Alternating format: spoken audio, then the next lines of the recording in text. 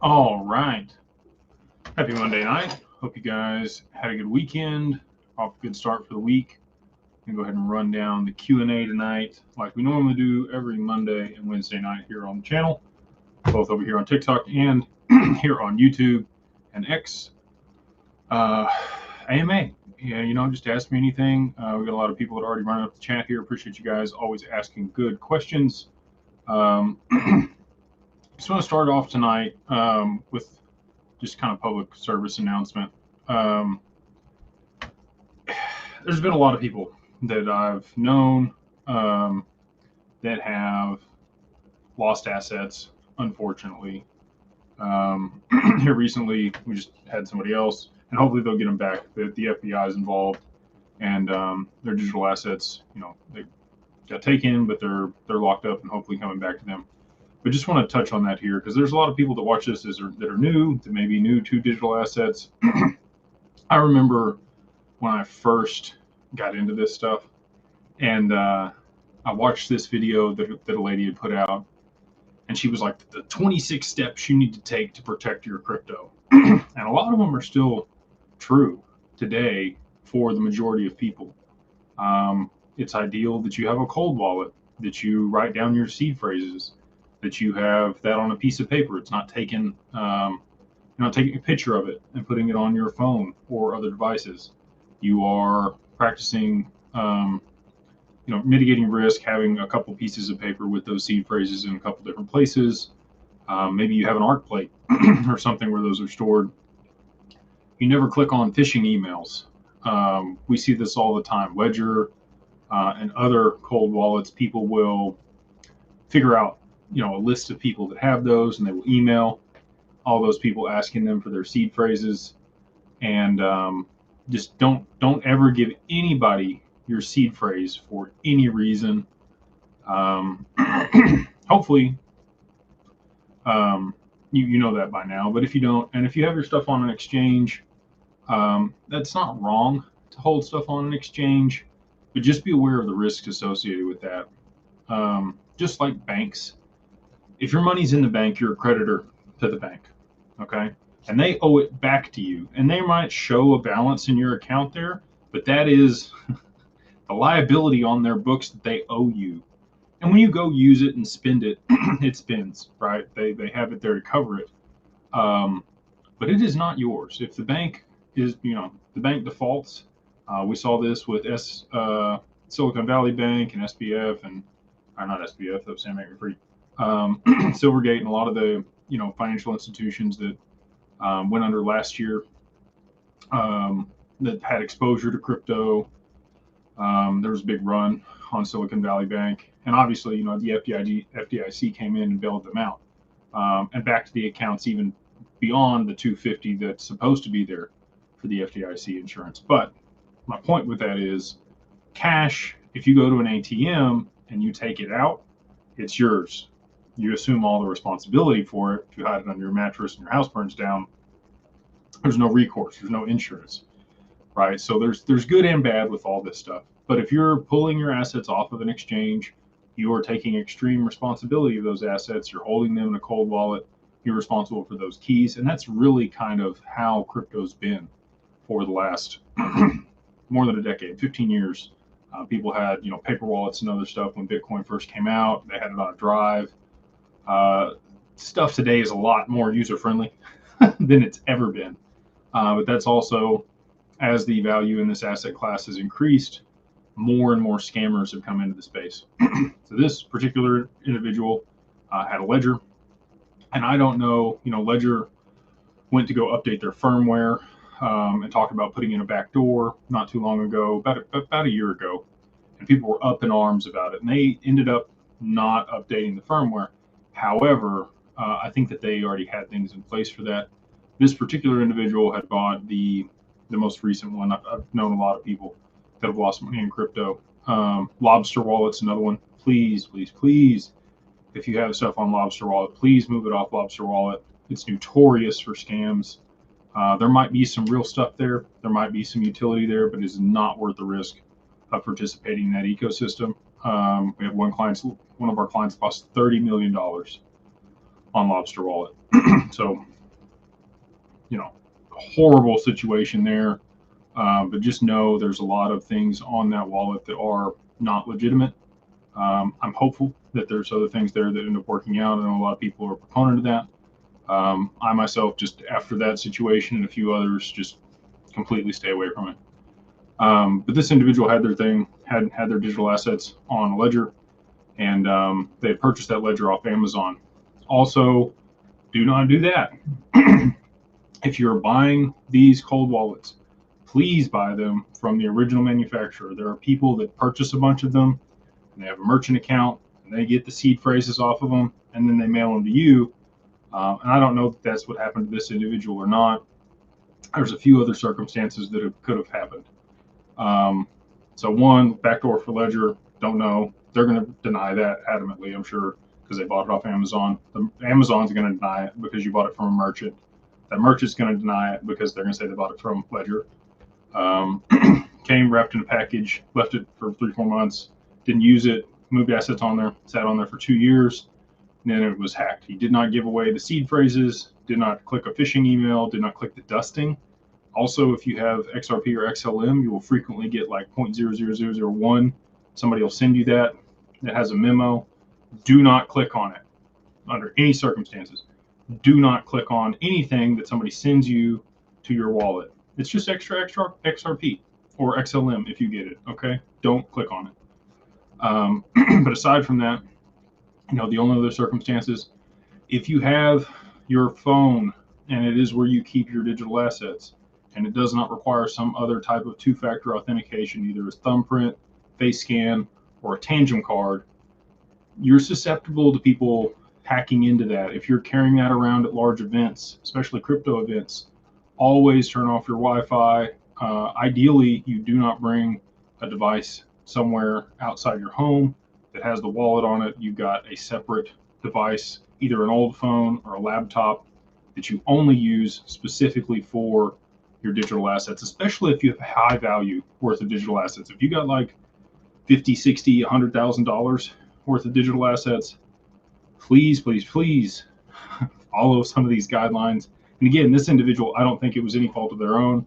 I think there's some other nefarious activity going on. I can't prove that.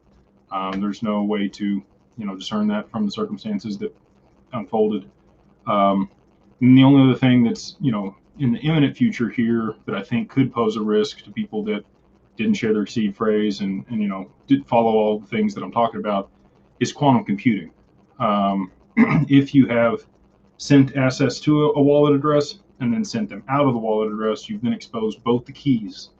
And as quantum computers become more robust, they will be able to hack wallets. And that's why I think institutional custody is going to become much more prevalent. We work with people, especially if you have a high value, worth of digital assets, anything north of $500,000, we work with clients to hold that in institutional custody. Nobody ever sees those keys. Those keys are sharded, broken apart, and held across HSMs or hardware security modules all over the world. Quantum computer, I can't say can't hack it because my legal team, but it's as secure as possible, and that's why Lloyd's of London insures our accounts at Anchorage that we provide for people. So if you've got, $200,000, $300,000, $500,000 worth of digital assets, and you want to protect those, I would encourage you to look for an institutional custody solution. Again, I think that will become much more prevalent as things progress here in 2025. The banks and institutions are going to want people to play ball. They've kind of pushed crypto people away for a long time, but I think they're going to have a 180 on a lot of that. And again, we're already providing that for people. So if you have north of $500,000 in digital assets, you don't feel comfortable holding it on a ledger in your desk drawer at your house, you're concerned that I'll just say this. I've got another friend, good friend, he's here locally, and he has millions of dollars on a Trezor, and he carries that with him at all times because he's concerned that potentially somebody will break into his apartment and get his seed phrase or the device itself and be able to steal his assets. And that's also part of the libertarian feel, right? I know a lot of people want access to their assets. They want to be able to just jump across the pond or leave the US and take that with them. These things are on a public ledger. They know you have them. If you bought them off of a KYC required exchange, maybe if you've held stuff for a long time or you mined it early on, you know, you could probably get away with this still. But on the other side of, you know, any purchases or transactions in the last 3 to 5 years, they know you got it. We talked to MasterCard earlier this year. They've got a full program of how they can trace all this stuff back for everybody, and know exactly who bought it, where, and when. It's auditable. It's a public blockchain, right? The only thing I would say that you might be safe on would be like maybe Zcash or Monero or A0, Alep0. All those are privacy chains. I think the government probably has backdoors to Monero and Zcash at this point. Alep0, I think there's still some time on that one.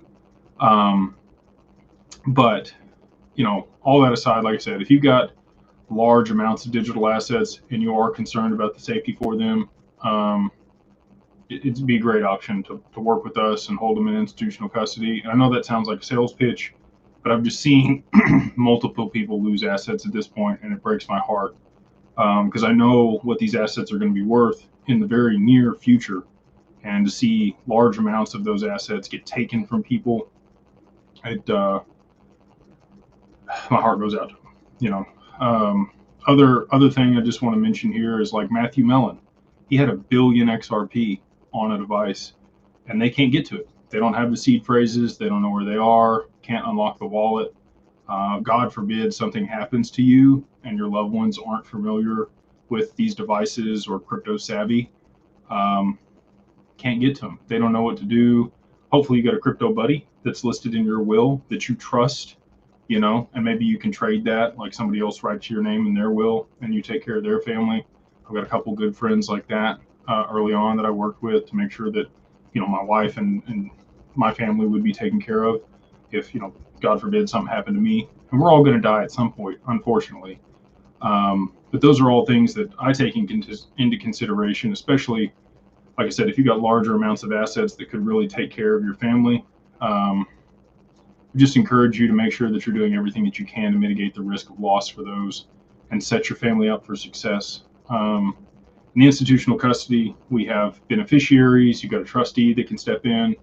You've got Anchorage, and then Digital Wealth Partners, which are like outside signers that would make sure they're required to by the regulators to step in and make sure that those assets go to the right parties. Setting up a trust and moving your assets into there is also a fantastic way to mitigate risk and make sure that the people go to the right, the assets go to the right people upon your passing. So anyway, just public service announcement. Good friend of mine, you know, had this situation happen to them, and thank God they diversified their assets across multiple cold wallets, and also they are, you know, had a portion of their assets in custody with us, and so no losses on any of those. It was just this wallet that was hacked and his assets were taken. So again, and I think we do have John Wingate. If you've ever had anything like this happen to you, you can reach out and we will put you in contact with him. He seems very savvy on this stuff, has direct contacts to the FBI, and likely can source and hopefully get back the digital assets that you've lost if a hack were to have happened to you. So we have people on that side as well. Want to continue to grow, you know, partnerships and foster relationships with people that can provide as much benefit as possible and have specific expertise for this asset class to help all of our clients. So anyway, with that, just wanted to start the evening off there and talk about that, just some best practices when it comes to storing your digital assets and how to mitigate risk of loss. And with that, we'll go ahead and hop into the questions and run it down tonight with you guys. So for those over here on TikTok, TikTok might be going away, according to President Trump. We'll see. They've got until the 19th of this month to sell TikTok to a US-based company and get through all of that stuff, right, to make sure that it can persist here. I don't think the app's going away. It's like can't delete it off people's phones. You just won't be able to run updates if they don't get that taken care of. But I think they will. Like, there's just way too many people using TikTok for them to let that go to the wayside. So, but on that, we are on YouTube. It's Jake Claver over there on YouTube, and then on X, if you want to follow there, it is beyond_broke is my tag there. And that goes along with the Mastermind, mastermind.beyondbroke.com, helping people. The original idea when I set that group up years ago, I wanted to help 1 million people create generational wealth in digital assets. We're not anywhere close to that yet. We got about 1,200 people there in the group, which is mind-blowing, just to see the growth over the last few months here. And that's been a lot of this.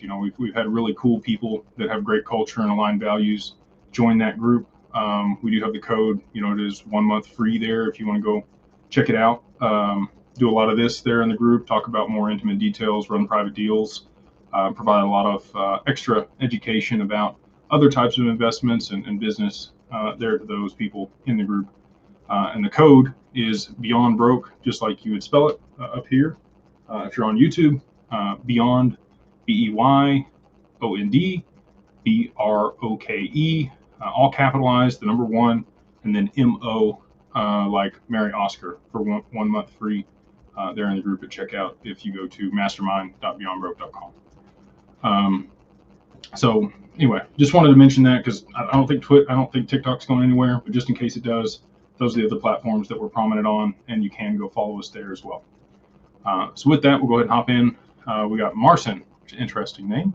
They say, you mentioned XRP is not used in private ledger, XRP private ledger. Why is that?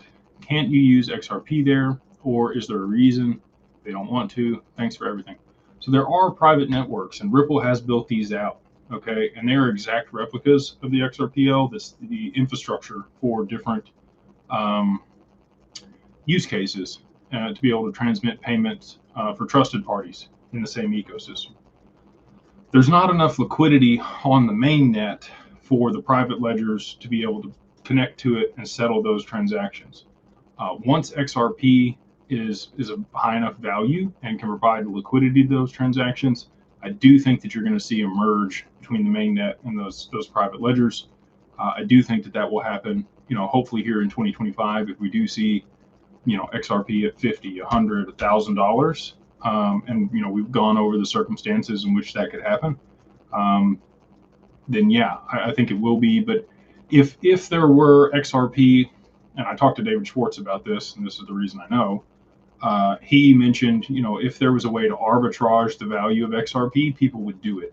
So if you had wrapped XRP on another network and it was a different value than the XRP on the main net, then people would, buy one and sell the other all day long until the price evened out. And I think, because I was like, because I'm asking the same questions as you. I've been here a long time. It took me 1.5 years to really come to the absolute conclusion that this is absolutely going to happen, irrespective of what anybody else thinks. I've asked every single question you could think of when it comes to the XRPL and XRP, and every time I could not find a chink in the armor.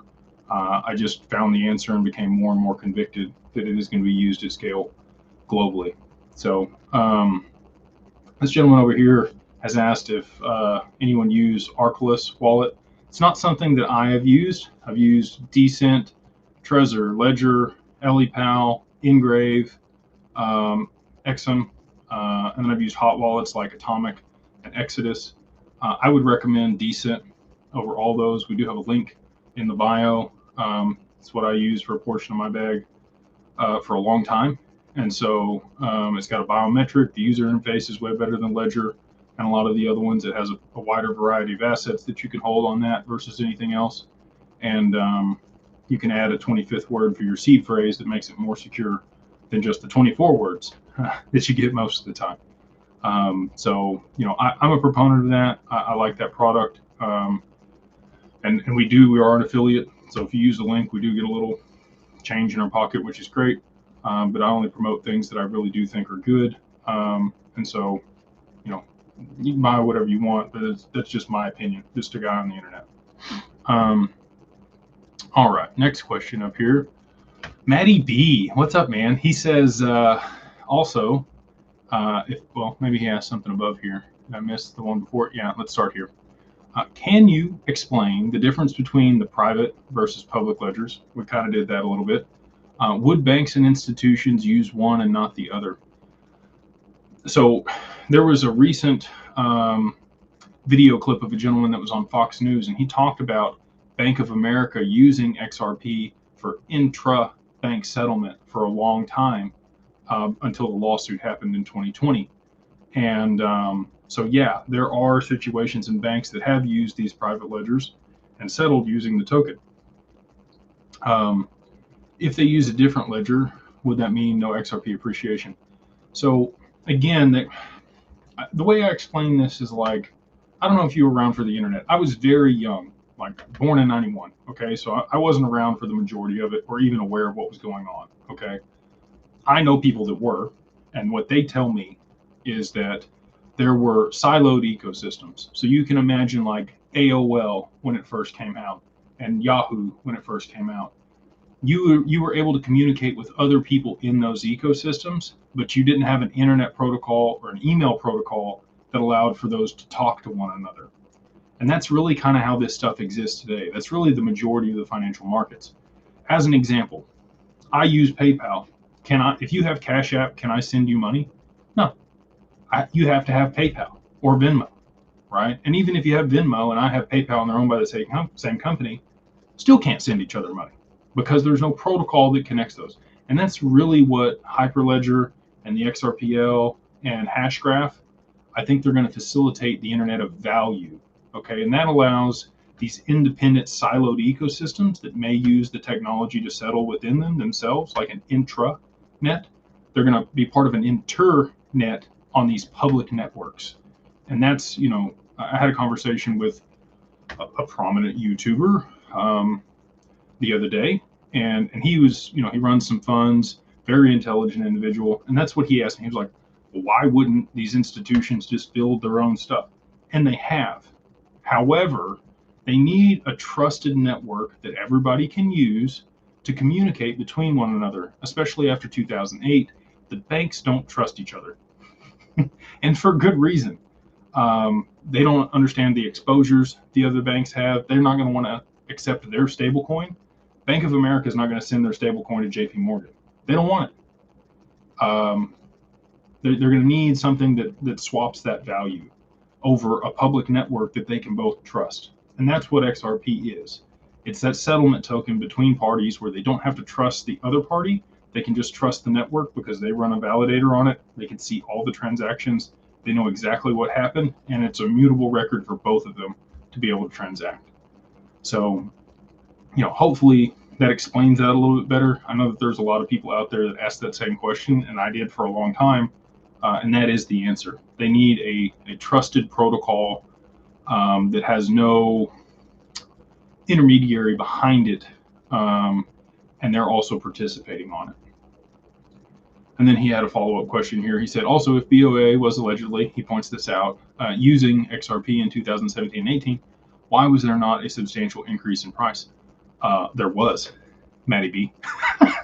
It went from half a penny to $3.84 from 2017 to the beginning of 2018. Was that because of the volume for BOA, Bank of America?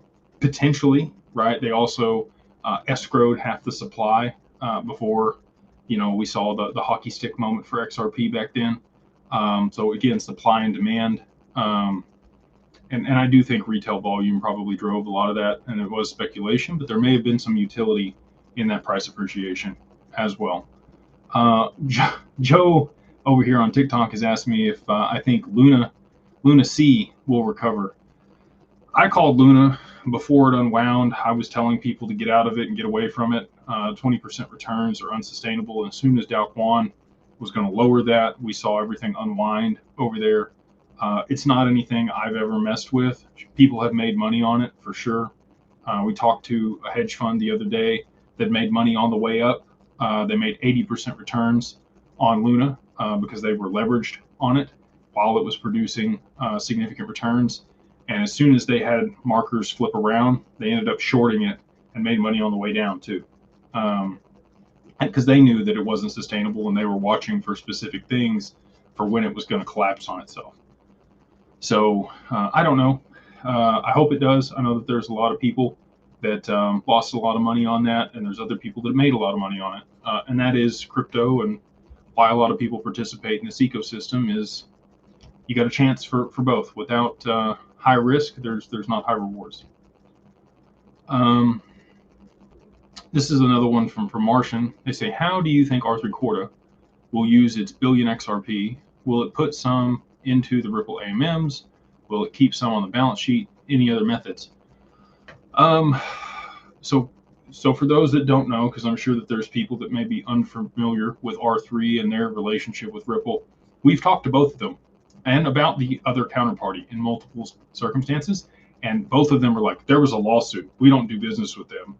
And that's their answer, like every time I bring up the other party, which is interesting to me. Like I don't want to say it's like scripted, but that's the feel that I get every time I bring it up to the other counterparty. They're like, oh no, yeah, we don't do business with them. We had a lawsuit, we settled on that. Just yeah. So in the lawsuit in 2015, I believe it was, originally Ripple had allocated 5 billion XRP for R3. And R3 Corda does not have an internal settlement token. They need a token or a main public network to be able to settle between trusted, private, permissioned ecosystems. That's what they build out, similar to Ripple. So they use XRP. They were going to get that 5 billion. There was a discrepancy between the price it was prescribed at or pre-allocated at and what the real price was, and it ended up becoming a lawsuit. R3, to this gentleman's point here, or lady, they ended up with 1.04 billion XRP. I'm highly confident that they've liquidated a portion of that XRP to be able to fund some of their business operations over the last 6 years here, when there's really been a lull in the market for institutional adoptions without regulation. And same thing for Ripple. Ripple uses the sale of XRP to fund their business. People get mad about that, but right, if you want the network to be successful and you want people to build on it, people don't get mad when they get grants when they're developing on stuff. So this technology is inherent. It's got value. People are going to use it to fund things. I think that R3 will use it to settle the back end of the stock market is really what I think that they're going to use the remainder of their XRP for. Could that be through AMMs to be able to settle trading between specific stock pairs? So you wanted to swap your Google stock for your Apple stock, you could have an AMM for that if those were issued assets on the XRPL, and be able to settle and provide liquidity to that market with the XRP. I think in the short term, it's likely that we will continue to settle in dollar denominations. At some point in the, I don't want to say distant future, but 3 to 5 years, I do think you're going to see a paradigm shift between how things are priced now and what they will be priced in later. I personally believe that the majority of global markets will be priced in drops later on, which is like sats for XRP. Breaks it down to, an itty bitty amount of each XRP, all the way to the 7th decimal place, similar to Bitcoin and sats. So I think it'll move from dollars, which has been all of our lifetime. Anybody that's watching this, even if you were around in 1944 when Bretton Woods happened, there's going to be a global currency shift, and they are going to move on chain. And over time, I'm confident that markets will be denominated in drops instead of dollars. He's also asked, will they keep some on their balance sheet? Yeah, absolutely. Especially if you had debt. So this is, I've mentioned this before. I do think that global governments and Bank of America has a lot of unrealized losses right now. So if you wanted to offset your balance sheet, you need assets and liabilities, right? People understand accounting basically. If your liabilities are way up here and you had assets down here, but some of those assets significantly appreciated in value, well, now you've offset your debts. You have enough to be able to cover those. You're solvent. And I do think that a lot of companies will use it in that mechanism or for that purpose, and will offset a lot of the debts globally when they start using this network. It's really the only way that they get out of the, what are we at now, like $63 trillion in debt here in the U.S. You had Brad Garlinghouse recently on an interview, and they talked about a global, or not a global, a U.S. crypto reserve, and a lot of people are under the impression that that's going to be Bitcoin, because that's what's been espoused by a lot of people. I am confident that there will be a strategic reserve for the U.S. That will be gold, oil, and XRP. I think that those will be the three assets that we do have strategic reserves of here in the U.S. In order to be able to offset debts. And they won't have to reprice that like they did for gold back in 1933 when they took that from the public. It was $20 per ounce, and then they hiked it up to $35 an ounce. They just start using this protocol in the network, and it will push the price up to where it needs to be able to offset the debts, and probably plus some. I think that there's going to be a way that they'll potentially be able to generate enough yield. And this came from Molly Elmore. If you guys don't follow her, I would encourage you to go check her out. She's, we talked about universal basic income and what that looks like over in the Middle East. A lot of those countries sell a lot of oil, and because of that, they subsidize the citizens there. They get a check. Alaska is similar to that, right? So I do think that there's a possibility that here in the U.S., because it is a U.S.-based crypto company, and I do think that the Treasury or the Fed holds a pretty decent amount of XRP.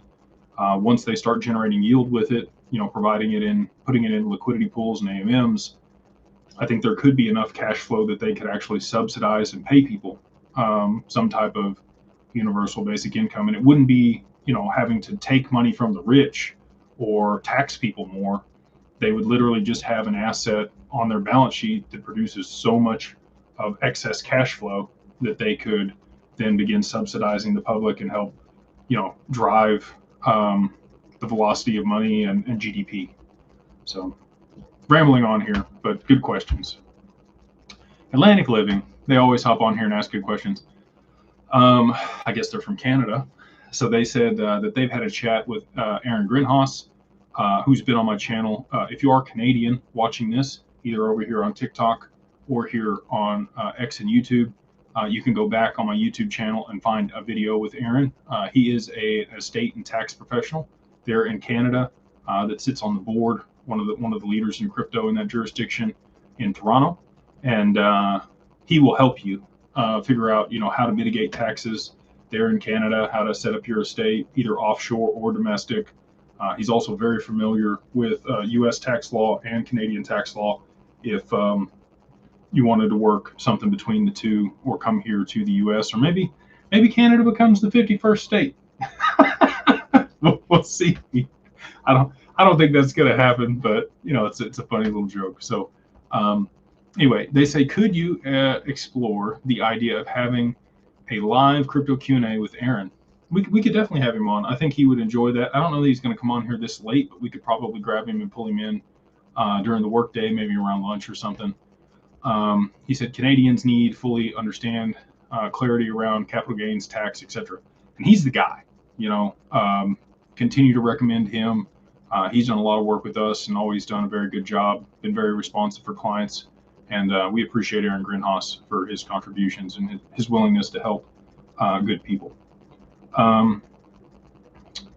So I'll get with that. We'd love to have him back on. We should probably have him in the Mastermind also. And we do plan on creating exclusive content for the Mastermind this year. We already have some for that group, but that is something that we will continue to do, is have high-level professionals like Aaron in there in the group to explain a lot of these things specific for our members. And we have a Canadian channel there in the Mastermind as well. Avatar 13, they say, hey Jake, how are you? XRP was given to Ripple. So I have two questions. One, the XRPL was also coded by Bitcoiners. Maybe XRP is the CIA NSA project. I have, how do I answer this? I can't say definitely, but I think so. And then number two, who is Arthur Brito? I think there is a deep connection here. Thank you. So Arthur is a real person. I know that there's a lot of people out there, and for those again, over here on TikTok, or maybe people that don't know who Arthur Brito is, he was one of the original architects of the XRPL. Him and David Schwartz were involved in the very beginning of that. He is a real person. He's very private. You can find a few photos of him if you really search for it out there on the internet. Has a bunch of XRP. He was one of the founding members, and to your point, Ripple was gifted the XRP from OpenCoin, was the original company, and that was Ryan Fruger. There's a big long history there, but I do think that him and David Schwartz were potentially involved in something to do with a three-letter agency in their past lives before they became more public-facing. A couple over here on, most everybody over here on TikTok's asking for price predictions. A lot of people on Shiba Inu or Shiba. There's enough people around both Doge and Shiba. I've never heard anybody else say this, so I'm going to give you my conspiracy on them. I think they end up being social tokens. I think that they will likely back them somehow and make them stable coins, and use them as a payment method inside certain ecosystems. So Doge, as an example, we know we have Elon, right? He's a proponent of Doge. Department of what is it? The government efficiency. Doge. Is that a coincidence? We'll see. I think the SEC has a pretty big bag of Doge, personally, because they haven't come after him or Dogecoin, even though he's obviously manipulated price multiple times, just through tweeting out different things. We see a run up in the token frequently, but I do think that there's potential that Doge could get to like $1, and it would be used as a stable coin or payment mechanism there on Twitter. And then Shib, a lot of people are hoping for a penny. Highly unlikely. In my opinion, I would love to be wrong. I would love for people to make millions and billions of dollars if you own a bunch of Shib. But I think it's a lot more likely that it ends up being 1,000th of a penny, and it ends up being a stable coin there. That's still some appreciation from the current value. So there is some upside in that. And I'll just say this, nothing here is financial advice, only for entertainment and educational purposes only. Always consult with your financial advisor before making any investment decisions. I'm just some guy on the internet that has opinions, and I come on here and share them with people. So you make your own investment decisions. Not saying you should buy Doge or Shib or any meme coin. But this is just my speculation on what ends up happening with those, because they are predominantly social tokens. People hold them for the social aspect of it. So, and I don't know what they end up getting backed with. US stablecoin regs, if it's dollar denominated, requires that they're backed by US treasuries. But if you had some type of other stablecoin out there, maybe you could back that with data. Maybe you could back it with oil. Maybe you could back it with gold. There's a lot of other commodities and things that I think have value that could back a token and hold it with a stable price. So that's just my 2 cents on it. We'll see. Fartcoin, get out of here with Fartcoin. I'm not talking about Fartcoin. Happy for the people that made a bunch of money on it. That's what I'll say about it. Avatar 13 has also said, also, are you familiar with XRP riddles? You and Mr. Poole have the same domino theory about Japan and how it would affect the 10-year yield, USDT, Bitcoin. Also, what price should, you said, oil need to spike to? It's not necessarily oil needs to spike to a specific price, but I do think there could be a catalyst in the Middle East. There was a conversation that was had just recently with Trump about Hamas and the hostages that they're holding. I don't know a whole lot about that circumstance. He said October 6th was the insurrection over there, and I don't think that's the right word, but like the attack, and they took hostages. And apparently some of them are American, and he wants to get those people back. And he said if those people aren't returned by the time he gets put into place, all hell is going to break loose. So if you did see some type of military action against the Middle East and any of the straits over there where a lot of the oil is shipped through, were to be shut down, like the Strait of Gibraltar, you would see a big, spike in prices for oil globally, and that would cause Japan to have to raise interest rates very quickly to be able to mitigate the impact of that on their citizens and the cost of energy there in their country. Could that happen? For sure. Jim Rickards has talked about that for a long time. He actually put that whole theory together. A lot of what I put out about the domino theory, aside from the XRP and the Bitcoin and the Tether component, was not just me. There's been a lot of other people aside from Riddles and Mr. Poole that have talked about different circumstances playing out that could cause a global credit crisis, or ICE 9. And that's kind of how he played it out in that scenario. Was conflict in the Middle East, Strait of Gibraltar was shut down, big spike in oil, reverse carry trade unwinds, and off we go into a global depression, was the way that he put it. So to mitigate those risks, I think they've put a lot of these other things in place over the last 20 years here to make sure that they have a solution when that likely unfolds. We had some other people talk about, me putting out a kind of like a third iteration of the domino theory, which I put out originally back in March of last year, that talks about Japan, the reverse carry trade, and a lot of treasuries flooding the market, stablecoin regs,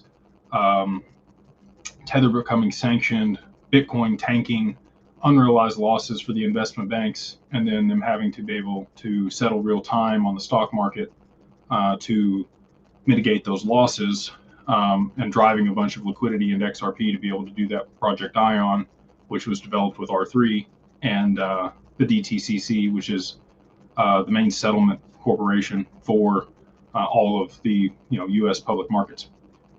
So I'm still on that. That's still my thesis. We'll see what happens. I do think that it's going to play out here in 2025, and it's going to be pandemonium for a lot of people. A lot of people are going to panic when they do have that stuff play out. But if you are invested in specific digital assets, I think you're probably going to come out smelling like a rose on the other side. Again, not financial advice, just one guy's opinion. Sweet Potato 2. It's an interesting name. I like sweet potatoes. I said, hey, Jake, can you give us your new time span with the domino theory? Appreciate your YouTube channel. Yeah, absolutely. So we had the 10-year yield spike today in Japan. We were almost 1.3 on the 10-year yield. Bank of Japan is going to have to raise interest rates here. The yen continues to devalue against the dollar. The DXY hit 110 earlier today.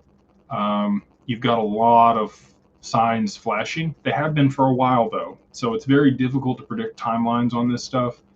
Whenever they want it to happen, that's when it'll happen. If I were the puppet master pulling the strings, which I do think, some of that exists out there, and I wanted Trump to look like the savior, which, everybody's got their opinion on politics. I'm not here to debate that. But if you wanted to orchestrate the perception for the public, you would have things play out here in the next week, because Biden's still in office. Trump has said that he's having to deal with a lot of headwinds that Biden has created. I think it would be very timely if we had some type of catalyst occur this week, and then Trump gets inaugurated and steps in and saves the day. Would make a lot of sense to me. We'll see if that actually plays out in real time. But again, I can't predict timelines. It's really contingent on global events happening. And until those things, happen, we have the FOMC here at the end of the month for the Fed talking about, lowering interest rates one more time, looking like a quarter basis point. Bank of Japan looking like they're going to have to raise another quarter basis point, which is going to continue to squeeze those margins on people that have the reverse carry trade. And for, I haven't run down the reverse carry trade and just glossed over that a few times. So just for people that may not be familiar with that, for the last couple decades, it's been very cheap to borrow a bunch of money in the yen. You would go to Japan, the banks over there were offering sometimes negative interest rates. They would pay you interest to borrow money, all the way down to like negative 1% at one point. And then people would borrow that money, swap it for dollars, and go put it to work in U.S. markets and U.S. Treasuries. It's almost a risk-free 4 or 5% yield that you were getting if you were doing that and buying U.S. Treasuries for a long time. But a lot of those loans are variable rate. And so because of that, as interest rates have risen over there in Japan and interest rates have downward pressure here in the U.S., those people get squeezed, and there's cost to that, right? They've got to liquidate positions. There's cost to the broker. They've got to swap the dollars to yen. After they get the dollars, there's an exchange rate. So they know the margins on this and where it needs to be. And we saw that start to unwind back in August of 2024 when Japan started raising rates very aggressively. You saw a 13% sell-off in the stock market in early August because people were scared that they were going to continue to do that and eat their margins. And the Bank of Japan stepped in and they said, hey, as long as there's market volatility, we're not going to raise interest rates anymore. But they're really kind of backed into a corner at this point, and I do think they're going to have to do that here in January. And they come out on the 23rd as their next, Fed meeting. It's not called that, but they're talking about raising interest rates at that point. Man, good questions. I'm really enjoying tonight. Hope you guys are too. And on that topic, I don't ever say this. If you wouldn't mind giving this a like, sharing, subscribing to the channels, it does mean a lot. It does help out the algorithm if you're finding this valuable. And again, we continue to do these every Monday and Wednesday night, and because people always ask really good questions. Katie G, hey ma'am, she says, happy Monday. Happy Monday. Hope it was a good one for you. Since the yen has gone back to 157, is there any chance Japan might not raise interest rates on the 23rd and kick the can further down the road? With the 10-year yield rising like it is, they're going to have to raise interest rates. They're going to be backed into a corner. So I don't think there's really any chance that they're not going to raise interest rates this month here in January. Does that unwind the reverse carry trade? Guess is as good as mine. But again, the timing of Trump's inauguration and a lot of this other stuff makes me feel like we're very close here. Gabe, he says, hey Jake, do you know anything about XRP healthcare coin and where to buy it? That's not something I've heard of, but XRPL has a DEX. You could go to Bitstamp or BitTrue, and it's likely that you could find those there. Or if you're using the Zaman wallet, you probably could find that on there and create a trust line and swap that token. It's not something that I know enough about to be able to tell you if I think it's good or not, but I do think that anything that's built out on the XRPL, all tides rise, or all ships rise with a rising tide, right? So anything that's tied to XRP, I think could see significant upside here in 2025. This person says, so I'm new with XRP thing. Is my XRP money safe with Robinhood? This is a good question, and I'm sure that there's a lot of people out there that want to know this. So again, when I originally got on here, we talked about exchanges and how to safely hold your digital assets. If you missed that, I would encourage you to go back and watch the beginning of this live, because I did give my soapbox for about 5 or 10 minutes there and run that down. But specifically to Robinhood, they have relisted XRP there. You can't move it off. So originally, like when PayPal launched their crypto trading, you couldn't move your digital assets off. You're beholden to them. If for any reason they want to take your assets, they can. They have the ownership of them. They owe them back to you. I do think that there's a possibility when we see this liquidity crisis happen, exchanges and trading platforms like Robinhood might take those tokens and say that it was in their interest to do so because they needed them for liquidity in order to save the other investors on their platform. And they would be fully within their rights to do that. When you sign, all the documentation to participate on those platforms, you basically sign over your rights. Like their legal teams are good. Okay. And there might be lawsuits and other things that come on after that. But I don't think that they're going to be very fruitful. I do think that there's going to be a situation where exchanges and platforms like Robinhood potentially take people that are holding their digital assets on those platforms, take their XRP if there is such a crisis that transpires. So I wouldn't suggest Robinhood personally.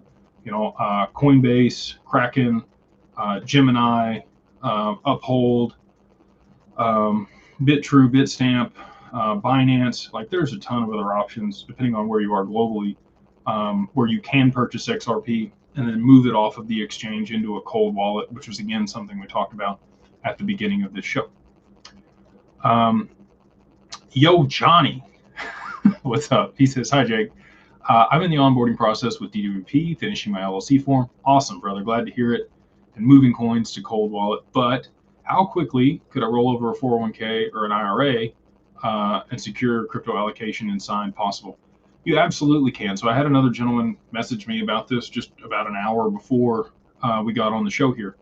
So Digital Wealth Partners, for those that don't know, is DWP.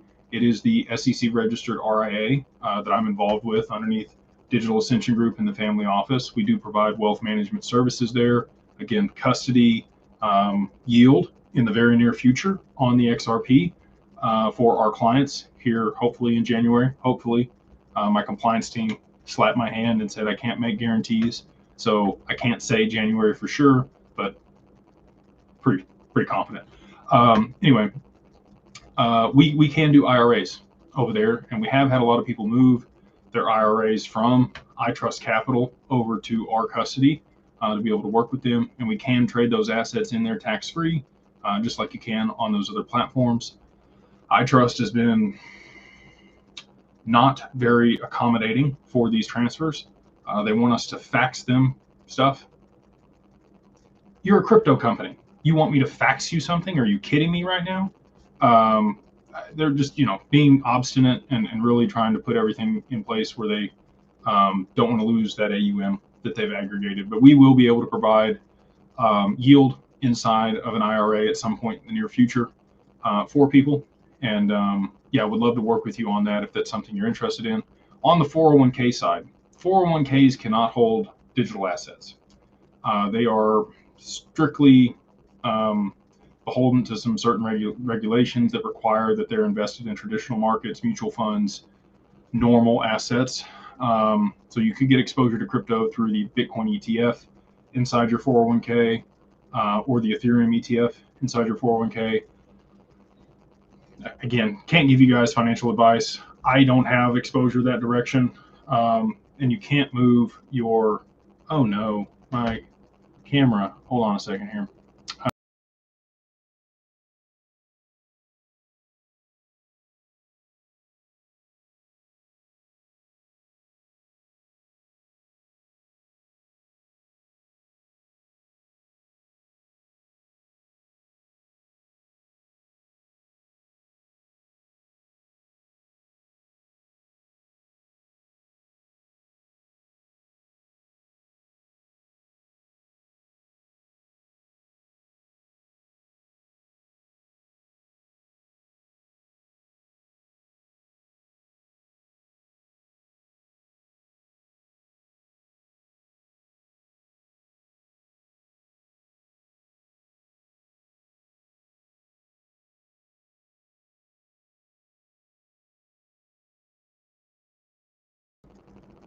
Well, at least you can see me. We'll see if it ends up working here.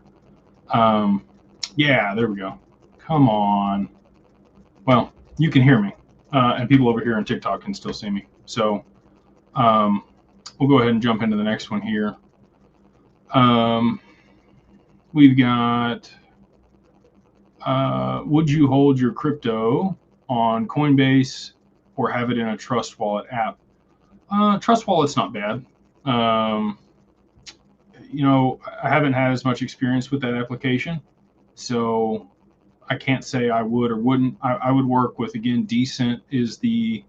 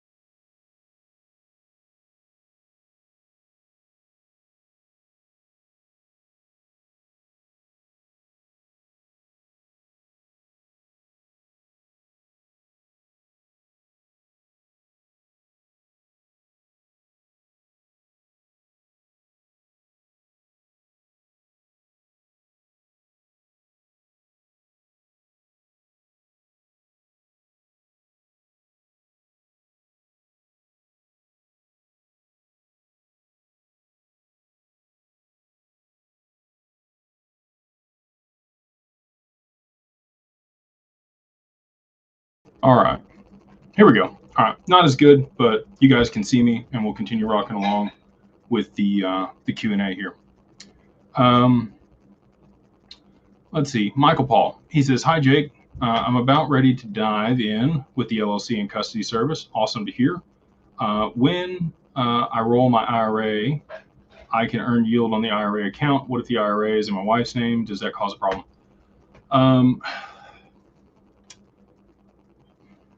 So again, I want to be specific about this. We are working on yield for the IRA. We do not charge you to move an IRA over. Non-qualified capital, we do have an onboarding fee there at Digital Wealth Partners. Inside the LLC, it sounds like you have both. It sounds like you have some assets that you're holding outside of the IRA, and then you also have some assets that are in the IRA. We can do both. We could definitely, I can't again be promissory and say we're going to have it by the end of the month, but I'm confident that we could. For yield on regular assets inside the IRA is a little trickier, and the reason for that is there's some specific things around an IRA. You can't take leverage against it. Can't borrow against the initial principal. You can use it. You could stake, which is going to happen here in the near future for Anchorage as well. We're working with some other people for restaking your XRP to be able to earn yield on it. And that will definitely be available inside of an IRA when we have that capability. It being in your wife's name is not going to cause any issue. We would, she would be affiliated with the LLC. Spouses, we do financial planning and wealth management for your whole family. So it's not like one or the other, right? JSC says, "Should I sell Gala for XRP?" I can't give you financial advice. Again, I'm not a financial advisor. If you want financial advice, you can go talk to Digital Wealth Partners, and they will tell you to sell your Gala for XRP. And I can't say that. I can just tell you what I'm doing. I don't own anything besides XRP. I have an XDC shirt on. There's lots of other digital assets that I think have tremendous potential. Gala is one of those. I think that it's a sleeper. I think that there's going to be a lot of gaming that's built out here in the very near future using dApps and Web3. And I think Gala is poised to gain a large portion of that market share. I'm here for ROI. And I think that the highest ROI that currently exists in the market is on XRP. That's my thesis. Take it with a grain of salt. Again, just some guy on the internet. But that's my opinion. And again, you could talk to our wealth advisors and they can, tell you what to do. Let's see here. Appreciate you guys hanging out through the technical difficulties. Let's see. Mr. Jace. They say, "Do you see Bitcoin being around or having value in the new financial system?" I think there's enough people that own Bitcoin and are never going to get rid of it. It has some nostalgia for people. I have clients that hold just one Bitcoin, just to say that they have a Bitcoin and have it as a conversation piece with other people. The intrinsic value, and I'll talk about this. So Jamie Dimon came on again, and he talks his book just like everybody else does. He said that, he believes in crypto and stable coins and the technology itself, but he doesn't see any intrinsic value in Bitcoin. It's just the most liquid asset and currently the most adopted asset. And I would agree with him. I think that, a reasonable price for Bitcoin is somewhere around the price of gold. But I also thought that Bitcoin would top at 75,000 and it went far beyond that. So my guess is as good as yours on that. I do think that, again, there's a lot of people that hold it and would like to use it, but I do think there's substantial downside for Bitcoin in the near term, especially once we do see some of the utility in some of these other assets. And if it's ever displaced as the largest market cap, there's going to be people running from it and getting onto the next train. Man, a lot of really good questions. Let me see if I haven't missed any super chats here. Here we go. Alfredo, hola! What's going on, brother? He says, soon, with price appreciation, I can buy a vehicle or two under my LLC. Would it be hard to transfer the titles from personal name to the LLC if I don't have credit yet? So we talked about this in the Mastermind today, and we're going to have an individual in there come talk about personal credit and business credit and how to build those things here in the near future. Again, we try to provide as much value as we can for those that are part of the mastermind. We have 1,200 members there. You can go check it out for a 1 month free if you want to go, see what's up. It is mastermind.beyondbroke.com, and you can use the code BeyondBroke, all capitalized, the number 1, and then MO, like month, Mary Oscar, to check that out. And if you are interested in learning how to improve your credit or get business credit and enjoy that on the other side of price appreciation, we will have experts in there providing that information. To your question here, Alfredo, you always get me with the hola. It's good.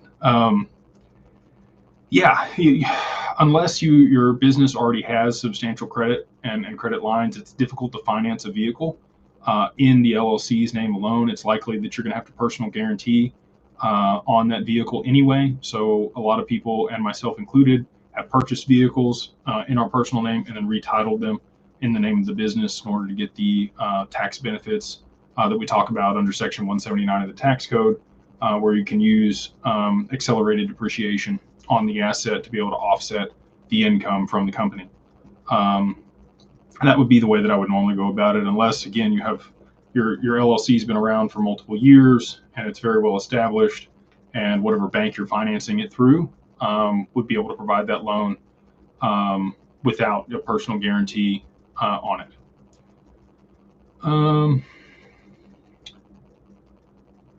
Here we go. There's this person here has posted a lot of this in the chat. So for those that are over here on YouTube, you can click the links here for the Beyond Broke Mastermind, and be able to get in there for free using the code.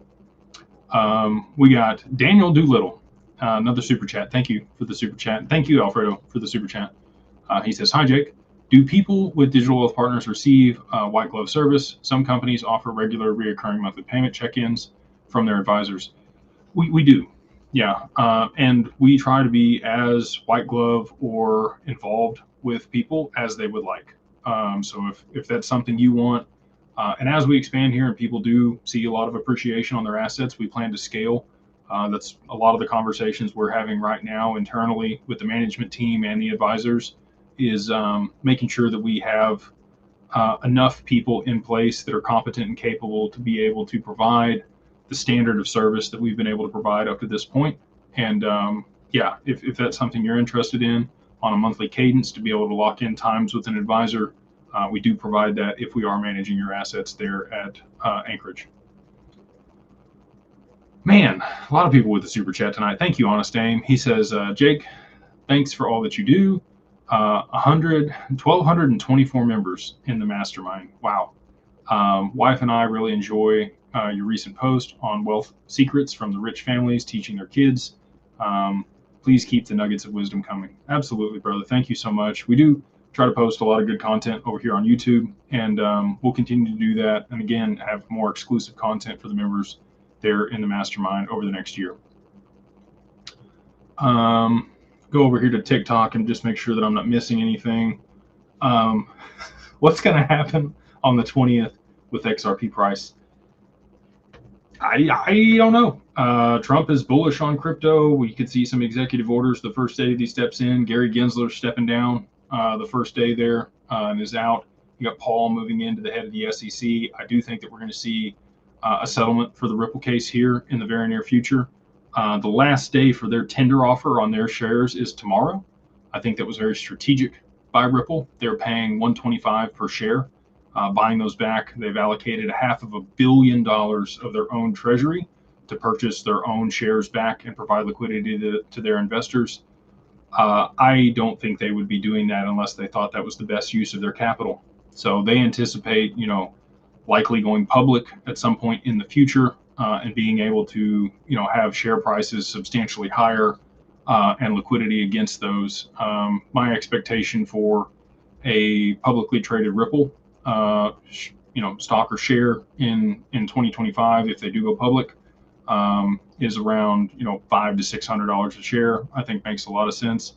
I think they will be potentially the largest public offering that's ever happened. Saudi Aramco was $59 billion. If Ripple were to go public through a direct listing, or some other means, you know, and their share price was $589, they would need around $100 billion valuation to do that. And what a headline that would be. Michael Anthony says MFA was book value at $18.42 to pay each quarter of 35 cents to close at $9.53 is almost half book with Mike on fast money. The company is too cheap. Yeah, you know, there's a lot of good opportunities. I think you've mentioned this before here in the chat. You know, I think there's a lot of opportunities out there, especially in traditional stocks. And I think there will be, you know, Warren Buffett has like something like $285 billion sat on the sideline right now in U.S. Treasuries. He sees something coming. A lot of the people that I respect their opinions, they've been, you know, saying that 6,000 was the top for the S&P 500 for years, and we've touched that and we've come back down since then. I think that that's likely potentially was the top, and you know, we are going to see, you know, potential significant downside here in stocks. If there is a liquidity crisis, it would be a big move to the downside all at once with a big V bottom and rebound, which would be great for people. You know, I hopefully, you know, if there is some pain, hopefully it's short-lived. But I do think that there will be some buying opportunities when that takes place. Going on about an hour now. We'll go ahead and hang it up. Maybe another 30 minutes on here, and then we'll shut her down for tonight. We get a lot of people here in the chat, so thank you for all the great questions. I'm going to try to make sure I get all the super chats, and then we'll circle up on anybody else that I've missed. Let's go. 101. Thank you for the super chat. They say, Jake, I've been following you, Black Swan Capitalist, Crypto Hulk, Edo Ferrerin. I don't know him. That's an interesting one. And 10-minute investing. Don't know either one of the last two, but I'll have to go check them out. I find value in all the content you guys produce. Would you be able to collaborate with either guest? Black Swan Capitalist, we know Verson and Vendel and have for some time, for a couple years. We've had Vendel at one of our events, you know, for the Mastermind. He was there. You've also got Digital Dave, what's the other one? Digital Outlook. Dave and his wife Judy. We've had at a few events. Crypto Hulk. I don't know. Him and I don't always agree on things, and that's okay. I like, similar to you, I try to go out and find a variety of information and then kind of chop it up and come back with my own results or thoughts on things. And I do think it's good to have, you know, a variety of people that you're watching and taking comments from.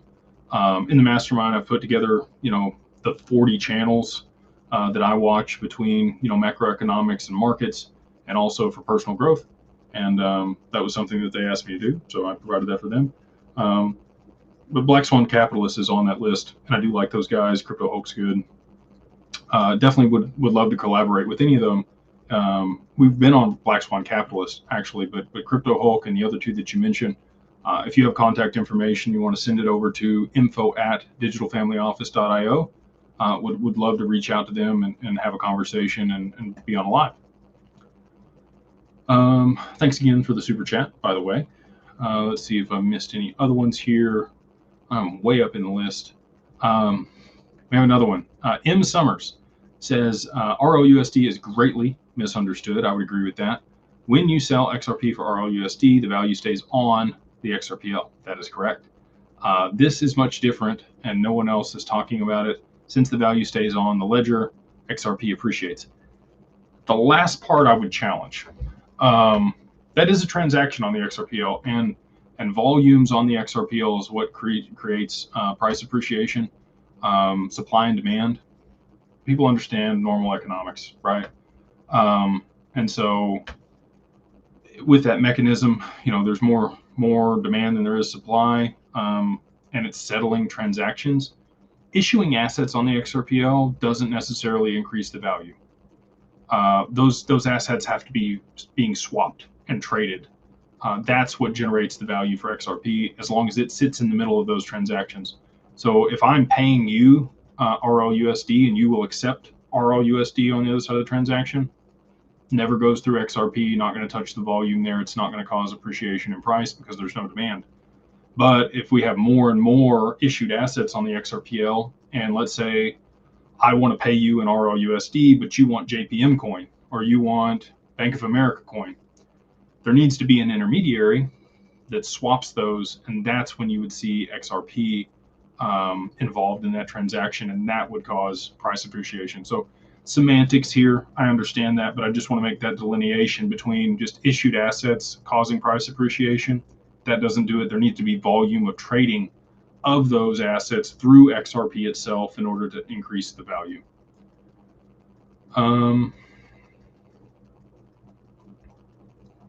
Let's see here. I haven't forgot about you guys over here on TikTok, by the way. I'm just making sure we get through super chats. If people are going to throw money, I want to make sure that I answer their question because it is much appreciated. Like this one here. Thank you so much for the super chat, $50. Tereso, have a go. Tereso's have a go. Just wanted to say thank you to you and your team. Thank you so much. This is much appreciated, and I really enjoy these. You know, I like getting on here and answering good questions. People always ask good questions, and it's something I look forward to every week. So we'll continue to do these even on the other side of price appreciation. We'll continue to talk about new projects and other opportunities that people are going to have in digital assets and other markets as a whole. And we'll always be looking for alpha, right? What's the next big thing that we can get into? I think AI is going to change the game in a lot of ways. Looking at AGI and Fetch, they merge to a token. You know, there's a lot of other projects that I think are going to do really well post implementation of some of these payment rails. Those are the use case I think is going to be first, and then you'll have dApps and Web3 and smart contracts and DeFi and a lot of other applications that are adopted at scale globally for different things, and we'll continue to be on the cutting edge of those things as they transpire, and we'll continue to talk about them here on the channel as those things play out. Thank you again for the super chat. That $50 is a lot. Just want to make sure, again, I'm not missing anything before we hop over here to TikTok and I take a few. Chadwick 707, interesting on the super chat. Thank you. He says, hope to meet you all. Meet all you like-minded masterminds. Yeah, absolutely, man. We'll continue to have in-person events for those that are part of the mastermind. We'll announce those in there where they're going to be. We do have an event here in Dallas in April that we're going to have a lot of people attend. Our whole team will be there. We'll fly everybody in for that event. We're going to try to make that one of the bigger, like, professional events globally for family offices and digital assets. And yeah, we'll continue to put on events here in Dallas. We may do something that coincides with XRP Vegas. So we'll keep you guys abreast of that. But again, that'll be exclusive for Mastermind members. James Hall, you sent me an email earlier, and I'll get back to you, sir. I appreciate you and your good questions and comments and all the support. He says, could you talk about SBI, the $8.3 billion, when that might happen, and what will XRP price look like after that takes place? Thank you. So SBI is one of the largest financial institutions in Southeast Asia. Mainly there in Japan. Yoshitaka Kitao is the principal or president of that company. He's talked about, you know, all of the banks in Japan will be using XRP by January, were his actual words of 2025. So I misquoted that before, and I thought it would be by 2025. He said January of 2025, which happens to be this month, by the way. So they handle a large portion of the FX market. They're also a 10% owner in Ripple and R3. And they have a lot of vested interest that XRP and the protocol is successful. So, you know, if they just started settling the FX market, or the portion that they control, about 10% of it through XRP, you could easily see a $50 XRP in that circumstance to settle the $8.3 billion that they move. And potentially even higher than that. You know, that's just with the current circulating supply, but there's a lot of people holding XRP on their balance sheet, like we talked about before, that may not ever sell that and hold it there as an asset. I think it'll end up with a tier 1 designation by the BIS, not to be confused with SBI. The BIS is the Bank of International Settlements. And if XRP does become systemically important, I am highly confident that it will be given the designation as a tier 1 asset alongside U.S. Treasuries and gold. And if that happens, look out, because 4 digits is going to come very quickly for XRP. And when I say 4 digits, yes, $1,000 plus. I know I sound like, when I listen back to some of these things, I'm like, you sound crazy when you're saying that. But the reality is, it's math, right? And I've done the math. And again, I took a lot of time, like a year and a half, waking up every single day trying to figure out how I was wrong, and I became more and more convicted that that was going to be the case, and that the ROI on XRP outweighed anything else out there. We had somebody else over here, further up in the chat, that asked if, XDC was something that I hold. Not currently. I've been to their offices in Dubai. I've spoken at their offices in Dubai. I've met Atul and Ritesh. They tag me occasionally in some of their posts.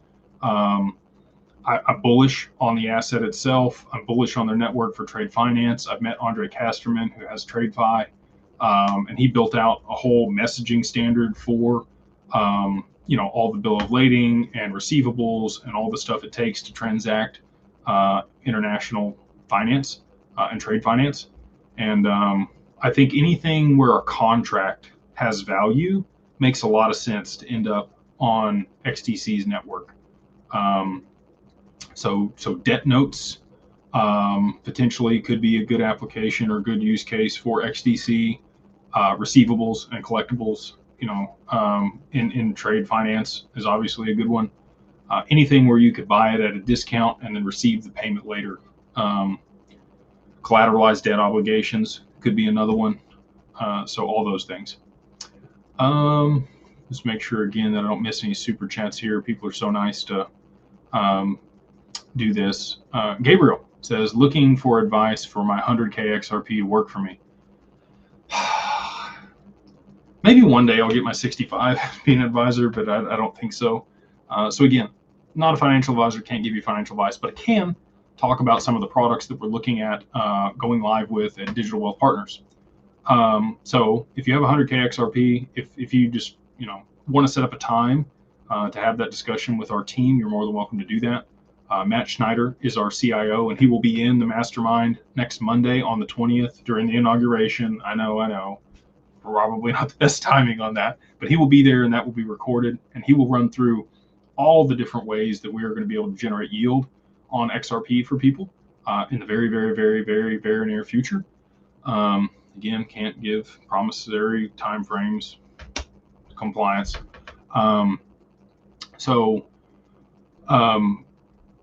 And I think that we're not too far off either from DeFi applications on the XRPL. So, today, it was actually yesterday morning, I was looking at XLS 64, 65, and 66, which are some amendments there on the XRPL that should go live this year that allow for pseudo accounts, borrow, lend, and liquidity pools.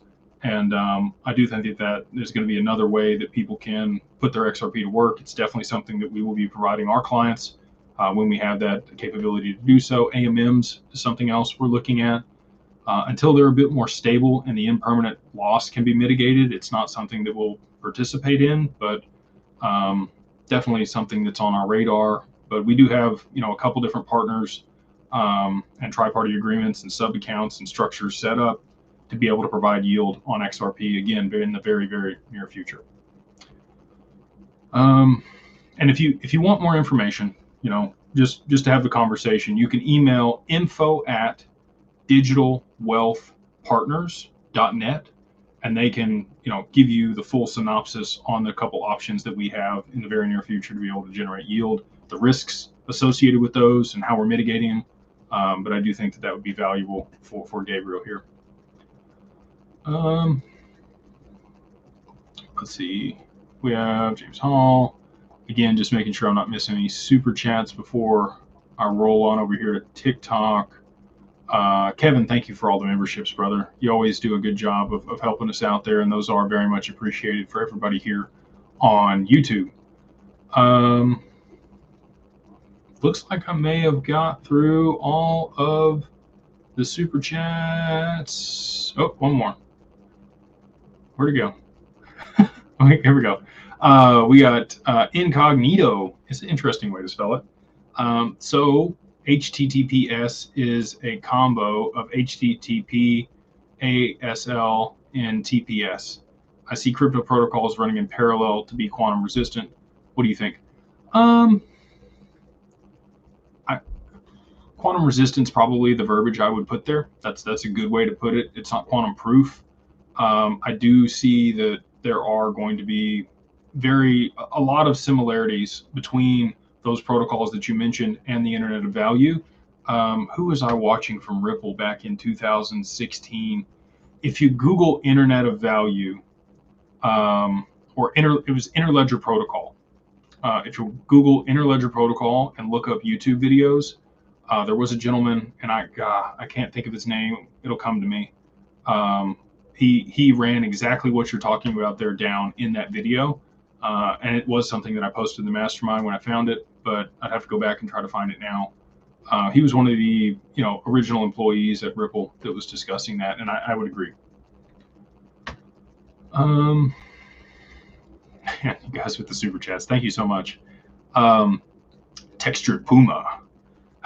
They say, hey Jake, as we see price appreciation, do you foresee a reduction in the number of XRP needed to onboard with DWP, or will the minimum continue to scale up? Will consideration be made for Mastermind members? Yes, we will always take care of Mastermind members. We just recently ran a deal there in the group that brought it down to 50,000 XRP for people to be able to onboard. That deal is done now. But as the price rises, I think there's going to be a lot of people that qualify for the over 500,000 that we require. We will continue to escalate that up over time just to make sure that we're able to provide the level of service to people that we want to. We currently have about 350 people that have signed up for that wealth management with the firm. We have a little over 200 million AUM in current XRP, which is fantastic. But yeah, as prices continue to go up, it's not going to be a problem for people that are holding decent amounts of XRP, whatever that is to you, to be able to qualify and work with our team. If XRP gets to $10,000, which I do think that it will, somewhere 2026, 2027. And again, I know how crazy I sound for people that may be just stepping in here now, hearing that. But the derivatives market has quadrillions of dollars that are settled through it. Codius was developed. It was an initiative by Ripple when Brad Garlinghouse first got there, and they've talked about, they shelved it. I don't think they ever shelved it. I think that is built out and ready to go to be able to settle and quantify risk in derivatives markets for banks. And I think that there's a high probability, and again, this has been discussed by David Schwartz, that XRP is made to operate at a value of around $10,000 plus. So that would provide a high level of liquidity and stability to the asset for settling transactions. And, if you had 1,000 XRP at $10,000, you got $1 million, right? And if, again, I'm just some guy on the internet, please don't make financial decisions based on what I say, but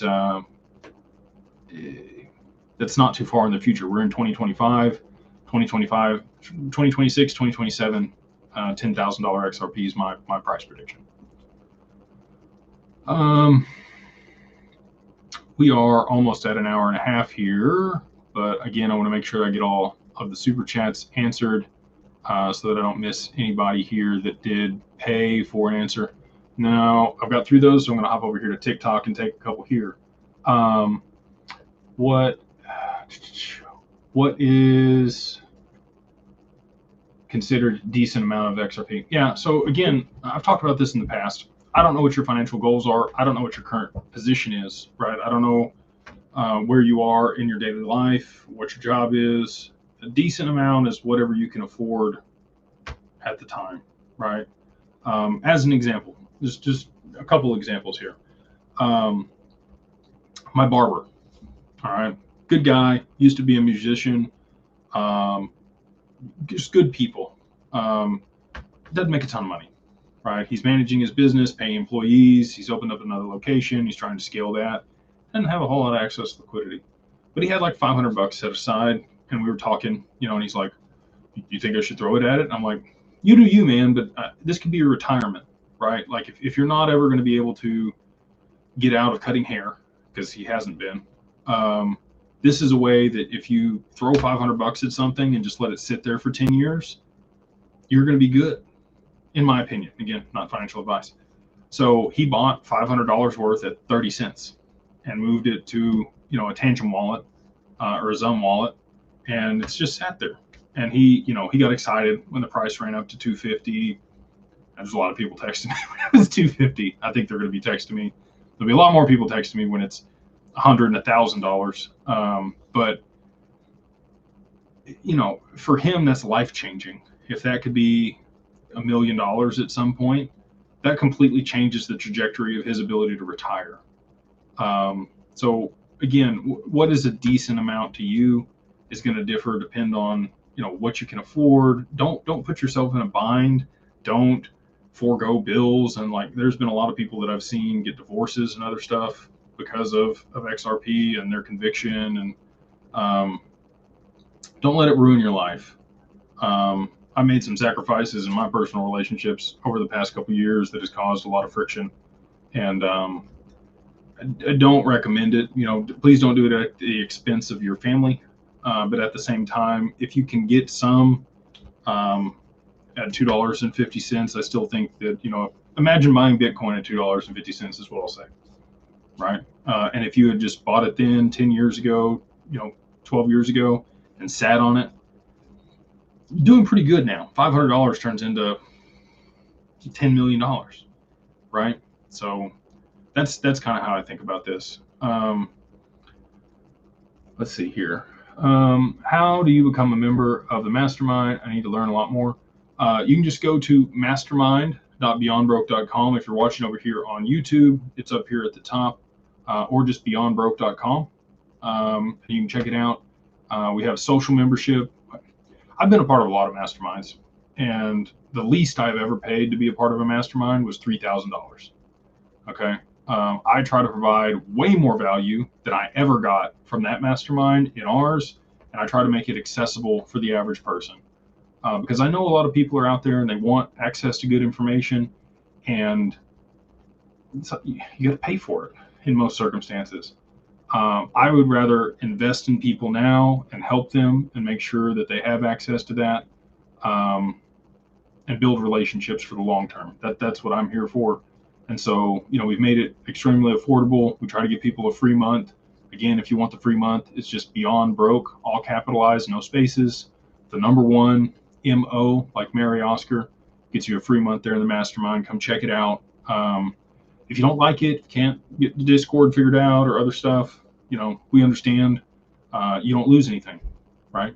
You try it for a month and don't get charged as long as you cancel before the first month is up. And even if you get charged $25, we do have Carbon One. If you are on Carbon One, you can participate in the private investments that we run there in the group. We run 506B Reg D funds, which we can allow up to 35 non-accredited investors on the cap table. They qualify as sophisticated.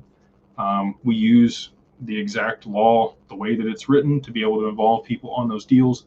I can't talk about them publicly or what we're raising for, but you can imagine some of the fintech companies that we might be looking at and have done deals for are available there in the group for people to participate.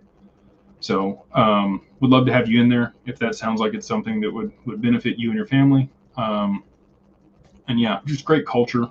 The people there are very helpful. They're always looking to help everybody else in the community. And I'm just so grateful and blessed for the culture that's been fostered there in the group. I couldn't ask for better people. So if that sounds cool, we would love to have you. The only requirement is that you connect with me over there on LinkedIn. Let's see here. Run it up a few more questions, and then we'll wrap it up for tonight. This person says, "Oh man, $100 for XRP is what dreams are made of." yeah, you know, and here's the deal. I think a lot of people are going to sell themselves short. I think we could see a pit stop at like, you know, $10, $13, like a lot of people have been predicting for a long time. And I do think a lot of people will divest there. It's never wrong to take profits. Okay. You never go broke taking profits. I would, you know, think through the tax implications that you're going to have if you do decide to liquidate a portion of your bag. But you know, a lot of people have gone into debt and foregone things in their life for an extended period of time to be able to make these investments. And at some point, you need to be able to be made whole on things. And so, with that, you know, again, just do what's best for you and your family. But I would hope that most people don't sell all of it. I will say this, and I learned this lesson early on. My first investment was Chainlink for digital assets. You did have the partnership between Ripple and the XRPL and Chainlink the other day. Awesome for Swift, by the way, Swift transactions. Oracles are native to the XRPL now. But when I bought the Chainlink, I bought it at like, I don't know, like $3.20 or something. And it ran up to about $8. And I was like, because I came from stocks, right? Like I made a bunch of money in stocks and rolled it into crypto. And so a double on my money, I was like, yeah. And then it just kept going up. And that's when I learned you scale out. You recoup your initial investment and then you let the rest ride type situation. Or, you know, you take enough once the price is a certain value that makes you comfortable and then let the rest ride. We have a client that talked to a few months ago. He bought a lot of XRP at 50 cents, and then it rode up, and he sold off 75 million, and he's still got a decent bag. You know, and that was enough for him to make sure that his family is situated for the next generation and a couple generations, and he's still got a lot of XRP that he'll continue to let ride up into whatever prices it's going to go to, right? So just stuff like that. Just do what's best for you and your family as price continues to go up for XRP in the coming months and coming years. Let's see here. I'll grab one more here on TikTok, and then we'll do one more over here on X and YouTube, and then we'll wrap it up for tonight. A lot of people on TikTok are very involved on price.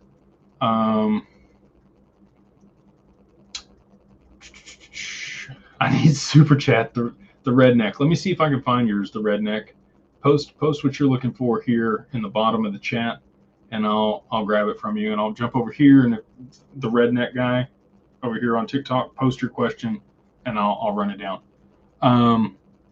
Matthew Baker says, if oracles are native to the XRPL, what is with the partnership between Ripple and Chainlink? That's the deal, right? So there are no oracles built on the XRPL. They need to partner with people that can provide that information into the smart contracts. So Chainlink would be the enterprise application or blockchain that would allow that information, those packets of data, to be moved into those smart contracts for the contingencies that are built out there. And the amendment that allowed for oracles on the XRPL allows for that integration. Previous to that amendment going live, they wouldn't have been able to create that partnership or use it. They could have announced it, but there really wouldn't have been any use case for it. So Chainlink is a big deal for the XRPL. The FTSO, which is the Flare Time Series Oracle, also a huge deal for price feeds on the XRPL. And then IOTA, I think, will be a sleeper that a lot of people don't really even know about. That'll end up being, you know, a pretty big deal for IoT. Let me sure. Did the redneck leave? He may have already left the chat here since I didn't get to him in time. GOT says, do you think there will be any institutional mandate buyback from the banks when they come in? No, they can't. So, and this is a good point to end on. So one of the main reasons that I really like XRP over other digital assets is the origin account that created, which was XNS when they originally minted it, before it became Ripples, and then XRP later on, after there was a paper published by the IMF in 2014 that talked about an exchange rate peg They then rebranded Ripples to XRP, or an exchange rate peg. Because the original account is black holed, no more can ever be minted. It's the only actual deflationary asset aside from like isotopes and uranium and stuff on the planet. Bitcoin is not deflationary; it's just inflationary at a less and less rate. After each halving, there's more Bitcoin on the market every single day. There's more today than there was yesterday in existence. There is less XRP in existence today than there was yesterday because of the fees on the network. The asset itself also cannot be controlled or frozen. So you can blacklist wallet addresses if you don't want to interact with them, but nobody can freeze or take your XRP. There's no clawback of the asset. That can't be done. It's only issued assets on the XRPL that can be clawed back, which you need for institutional adoption, especially if they're going to be issuing stable coins or other assets on the network. If somebody steals your assets, they can claw them back and put them where they're supposed to go, right? If a bank doesn't like what you're doing with their stable coin or wants to sanction you, or you're an illicit actor, they can claw those things back from you or freeze those assets. But XRP itself can't ever do that. There's no way that they could mandate a buyback from people. It's not like gold. If say they wanted to do that, they couldn't even do that for Digital Wealth Partners. And the reason for that is you're a signer on the account. We're beholden to you. We have to do what you say with the assets. We can't turn them over to the government. And the only way for them to be able to be removed from your account is you are a signer. So anyway, I'm not worried about that. Jimmy Valley, I was part of the committee. I will say that publicly. I think he did a lot of people a service with what he did, creating a paper on what the real value for XRP should be if, there hadn't been headwinds and the SEC choosing winners with Ethereum and Bill Hinman. If you haven't seen XRP Unleashed or Rigged from the Start on Amazon and Netflix, I would go check it out. I have a very small cameo in that movie, but they do talk about, all of the things that were real facts around Bill Hinman, Jay Clayton, the Ethereum Alliance, Vitalik, and Joe Lubin, and all of the other parties that were involved with Ethereum getting ahead of the rest of the market with Bill Hinman's speech. So anyway, all that suffice to say, they can't take your XRP. They can't mandate a buyback. There might be an option. They may say, hey, we'll pay you a sweet premium if you're willing to sell it. But I think those that hold on to it, it's going to be a golden goose. It's going to lay eggs for a long time if you're able to participate in liquidity pools and AMMs and able to hold on to the asset. And that's what we're trying to provide people at Digital Wealth Partners. And a lot of what I've built has been selfish. I want a way to earn yield on my XRP. I want to be able to borrow against it and take that liquidity and do other things with it without ever selling the asset. And we have all of that wrapped up in one spot for people.